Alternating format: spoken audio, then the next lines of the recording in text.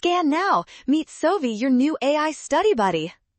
Specialized labor questions get sneaky fast, but this one unlocks quickly if you track where flexible workers move after smartphone wages fall.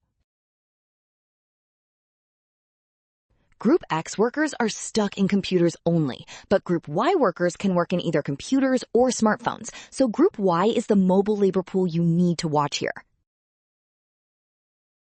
When smartphone prices drop, firms producing smartphones pay lower wages, and that makes smartphone jobs less attractive for Group Y workers who can switch over and look for computer jobs instead.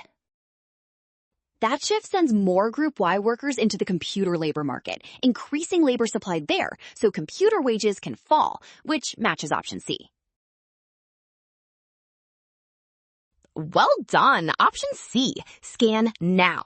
Don't rush signs. Trust the given worker mobility and check each step before deciding how wages move.